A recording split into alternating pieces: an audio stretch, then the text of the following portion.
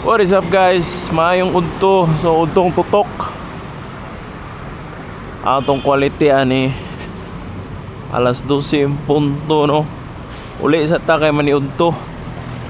Try lang nato unsa ang quality niya sa best lighting of the day, which is ang udtong tutok.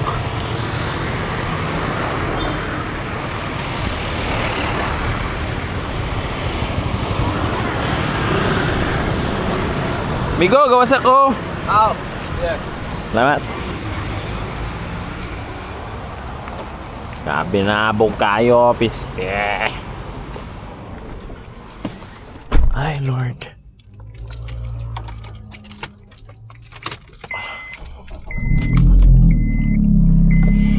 Dramato pa rin po mga investigators karon sa kaning Bureau of Fire Protection sa New City. Karon si Sergeant Sir Zaga, napod karon po nun si Ma'am Imelda kaning Barazan. Yan, nakita po na to, presensya po ni Sir Jose Nicolas Acubo. So, silang tulo, mga investigator pa nila to, po magkamadyon ng ikat po sa CUFD.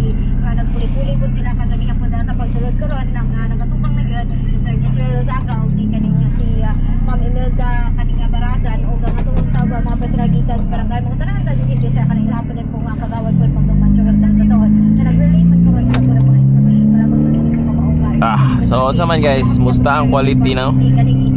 Atong i-check mag-tint lang ko kay grabe kay kainit kay udto mang dako. So kaning tint na to guys, darkest ni siya ha. Dili ni siya katong medium. Dili pud tong darkest gid ni siya. So best ni siya basta ingani udtong tutok kay dili kayo sakit ang init no. Ang nakaapan lang ani paggabi di ni mo makita gyud mo na nga giputol na ko na siya dahil retractable ra na akong gitambon mo nang mga hacks pa. Sorry. So guys, mo na siya. So kay sige raman tagog test good sa gabi no. So parati lang tayong nagtitest sa gabi. So test natin yung opposite naman, which is ang lunch yun no, sa noon time. Ang napaka silaw na umaga ng araw is ang 12 noon. So ito yun guys.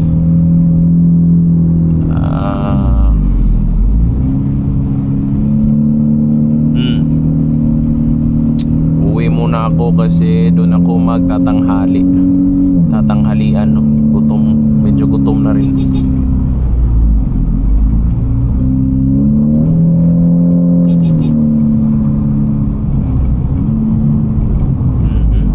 Daming magbebenta ng mga itlog dito sa labas. Siguro malakas yung benta dito ng mga itlog nang nasa tabi ng daan no.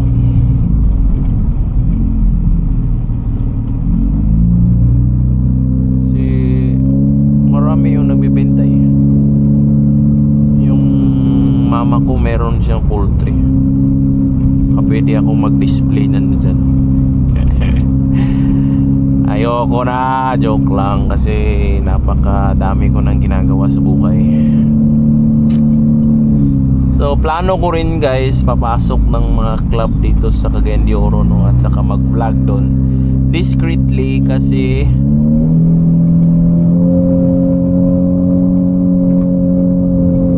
bawal yun. Hindi naman bawal pero nakaka-invade yun ng privacy no. So ang gagawin ko lang is i-blur ko lang lahat ng kanilang mga face kung meron man nakafocus. So of course, saan pa ba kundi ang una nating gagawin doon is sa DTL.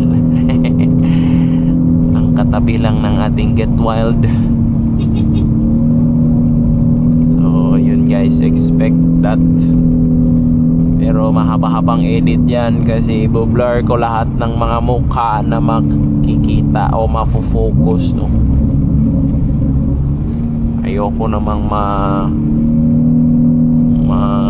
mga violate ng privacy ng ibang tao. So yun, dapat talaga i-blur ang face. Okay lang i-vlog ko yung establishment, pero yung mga tao na nandun hindi pwede, diba? So yun guys, yun lang muna kasi wala tayong traffic